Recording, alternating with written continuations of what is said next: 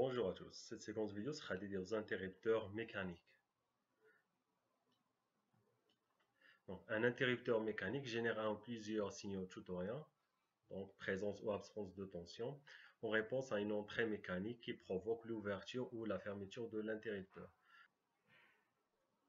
Donc, l'ouverture ou la fermeture d'interrupteur va générer un signal tutoriel qui indique la présence ou l'absence de la tension. Ce type d'interrupteur peut être utilisé pour indiquer la présence, par exemple, d'une pièce. La pièce entre en contact avec l'interrupteur et le ferme. L'absence de la pièce est indiquée par un interrupteur ouvert, tandis que sa présence est indiquée par un interrupteur fermé. Donc, la présence de la pièce va fermer l'interrupteur et l'absence de la pièce est indiquée par un interrupteur ouvert. Donc, le signal d'entrée de l'API a les niveaux logiques suivants. Donc, vous avez l'absence de la pièce, c'est 0. Donc, l'interrupteur est ouvert. La présence de la pièce, vous avez le niveau 1. Donc, vous avez l'interrupteur est fermé. Le niveau 1 peut correspondre à une entrée de tension de 24 volts et le niveau 0 à une tension de 0 volts. Donc, puisque vous avez un signal tutoriel, vous avez le signal tutoriel, donc vous avez un niveau 0 et niveau 24 volts. Donc, vous avez l'alimentation. L'interrupteur ouvert, donc vous avez le canal d'entrée reçoit 0 volts. Le niveau 0 indique que la pièce est absente. Si l'interrupteur est fermé, donc vous avez une alimentation de 24 volts. Donc le signal d'entrée c'est 1, indiquant la présence de la pièce. Pour le deuxième circuit, donc vous avez l'alimentation est directement branchée à l'entrée de l'API. Donc, lorsque l'interrupteur est ouvert, vous avez le canal d'entrée reçoit l'alimentation de 24 volts, donc le niveau 1, logique. Lorsque l'interrupteur est fermé, donc vous avez le 0 volt est appliqué à l'entrée de l'API. Ainsi, donc, lorsque la pièce est absente, donc vous aurez le niveau 1 logique.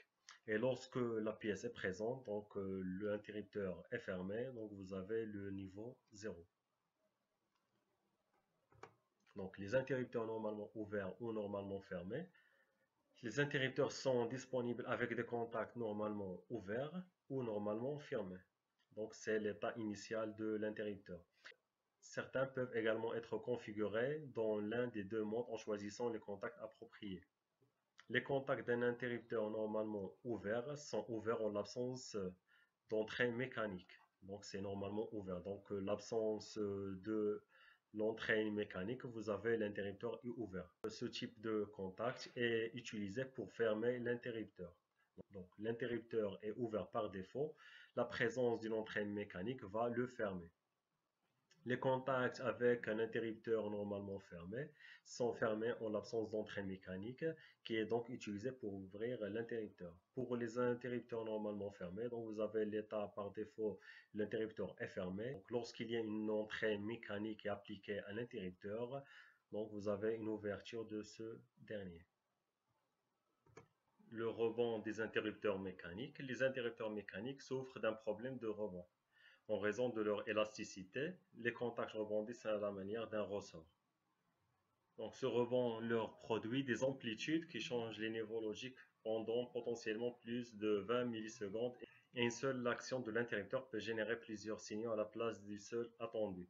Donc on considère un interrupteur ouvert, donc normalement ouvert, vous avez l'état C0. On ferme l'interrupteur, donc le cas idéal, donc vous avez l'état 0. Lors de la fermeture, on devrait avoir l'état 1. Mais le problème, donc, lorsqu'on ferme l'interrupteur, donc vous avez c'est un rebond, puis prend l'état 1.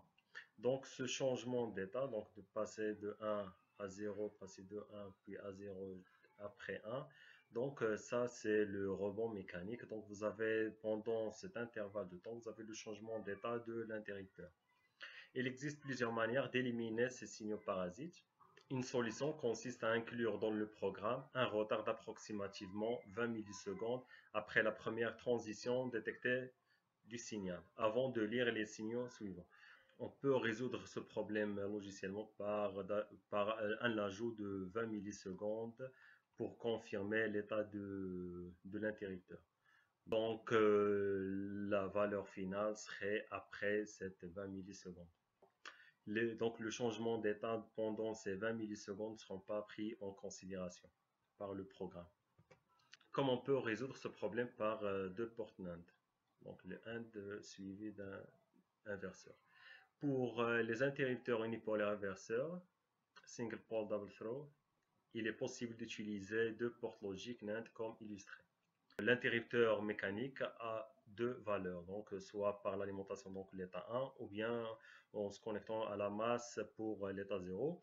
Lorsque l'interrupteur est en position A, la sortie vaut 1. Et lorsque l'interrupteur bascule en B, donc vous avez la sortie, c'est 0. Et reste verrouillé à ce niveau même en présence de rebond. Même le rebond de l'interrupteur mécanique, donc vous avez la sortie ne changera pas.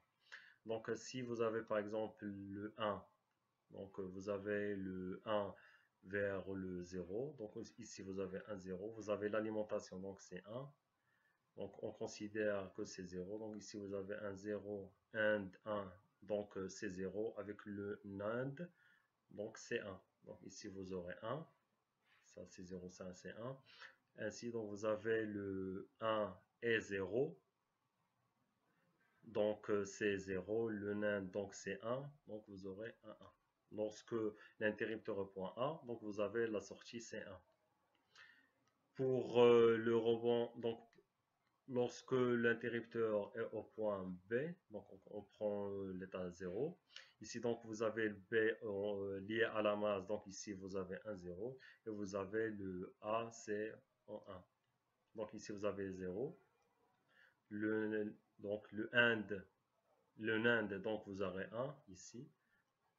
Le NAND de 1 est 1, donc c'est 0. Donc 1 et 1, donc c'est 1, avec le inverseur c'est 0. Donc lorsque l'interrupteur au point A, donc vous aurez sorti c'est 1. Lorsque l'interrupteur au point B, donc vous aurez comme sortie 0. Comme on peut utiliser la bascule D, donc la bascule permet de supprimer les rebonds sur un interrupteur. La sortie de la bascule D ne change pas tant qu'un frein d'horloge n'est pas appliqué. Il est supérieur à la durée du rebond, l'effet du rebond disparaît en sortie. Donc vous avez les rebonds, donc le changement d'état, donc vous avez les rebonds tant que l'horloge est supérieur à la durée des rebonds, donc vous avez l'état ne va changer que lors de le cycle d'horloge. Donc l'état de l'interrupteur sera pris en considération à l'état, donc en changeant le frein de l'horloge. Donc à partir de cet instant. Interrupteur de fin de course. Un interrupteur de fin de course est un interrupteur utilisé pour détecter la présence ou l'absence d'un objet, le passage d'une pièce en déplacement et l'arrivée d'un objet à la fin de son trajet. L'interrupteur de fin de course détecte la présence d'une pièce lors de son déplacement et à l'arrivée de son fin de trajet. Cette dénomination leur a été donnée car ils ont été initialement employés pour déterminer la fin du déplacement d'un objet.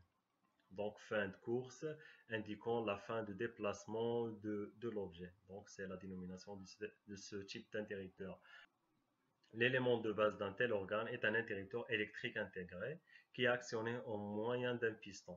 L'action de ce plongeur est commandée par la tête de l'actionneur qui transfère la force extérieure à l'interrupteur interne. Donc vous avez le ressort mobile et le ressort de rappel.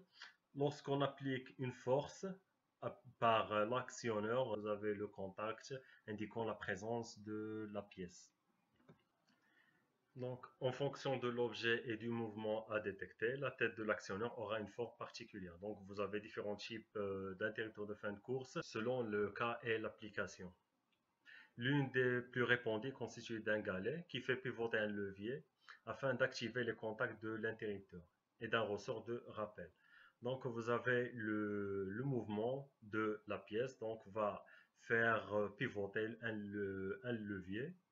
Donc ce mouvement de levier va activer l'interrupteur, donc va changer l'état de l'interrupteur, donc par exemple de 0 à 1, indiquant la présence de la pièce, et vous avez un ressort de rappel pour le faire retourner à l'état initial. Donc l'actionneur à galet fait pivoter le bras et transfère la force, donc force appliquée par la pièce. Cette force est transférée à l'interrupteur interne via le plongeur pour changer l'état de l'interrupteur interne, donc ainsi le changement d'état. Donc un exemple d'utilisation des interrupteurs de fin de course. Donc le déplacement d'un ascenseur entre les étages. Un tel interrupteur peut être placé au niveau du sol afin de détecter la présence de l'ascenseur par action sur la tête de l'interrupteur. On place des interrupteurs de fin de course dans chaque étage. L'arrivée de l'ascenseur va activer l'interrupteur indiquant la présence de l'ascenseur à un tel étage. Un signal peut alors être généré afin de démarrer ou arrêter le moteur de l'ascenseur. L'arrivée de l'ascenseur va activer l'interrupteur. Si c'est l'étage souhaité, l'automate va arrêter le moteur de l'ascenseur et faire ouvrir les portes. Merci pour votre attention et à la prochaine.